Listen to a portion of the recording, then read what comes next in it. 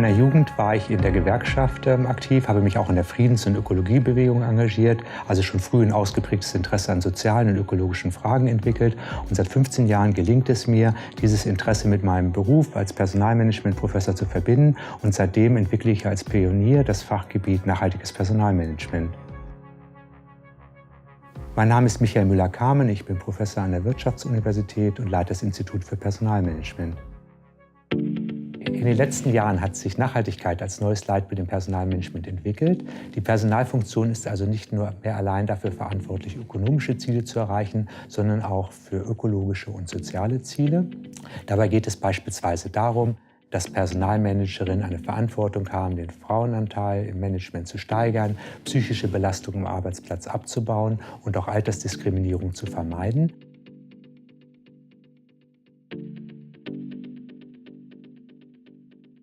Im Bereich der Nachhaltigkeitsberichterstattung gibt es unterschiedliche internationale Standards. Diese internationalen Standards dienen dazu, Vergleichbarkeit und Transparenz herzustellen. Ein Beispiel ist die Global Reporting Initiative.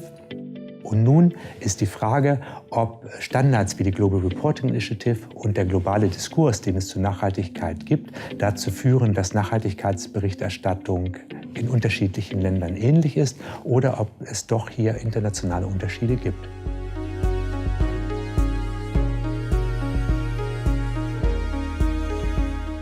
In einem gemeinsamen Projekt mit dem Institut für Gender und Diversity in Organisationen haben wir Textabschnitte zu Diversity Management in Nachhaltigkeitsberichten analysiert. Dabei sind wir so vorgegangen, dass wir nur amerikanische, chinesische, deutsche und japanische Banken nach der Forbes 2000-Liste ausgewählt haben.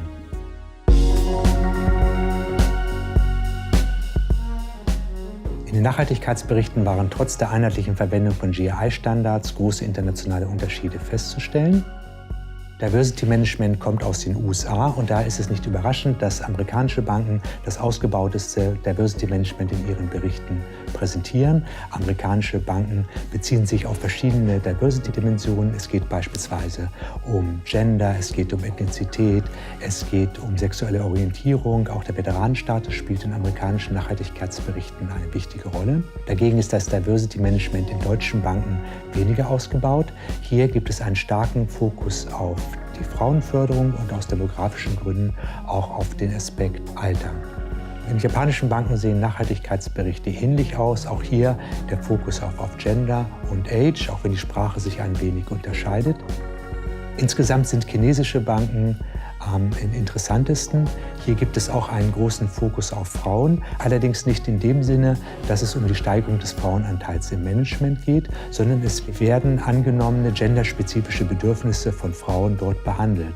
Beispielsweise präsentieren Unternehmen dort, dass sie eine Modenschau für Frauen organisiert haben, dass es Beautify Yourself Classes für Frauen gibt und spezielle Kochkurse für Frauen angeboten werden.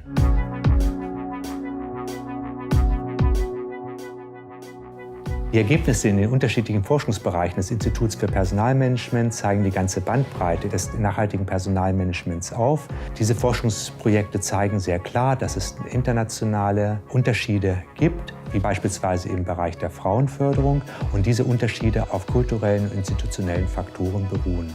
Sie zeigen aber auch auf, dass die Personalfunktion einen wichtigen Beitrag leisten kann zur Lösung gesellschaftlicher Herausforderungen und Probleme, wie beispielsweise der Umweltverschmutzung, der Kinderarbeit und der zunehmenden psychologischen Belastung am Arbeitsplatz.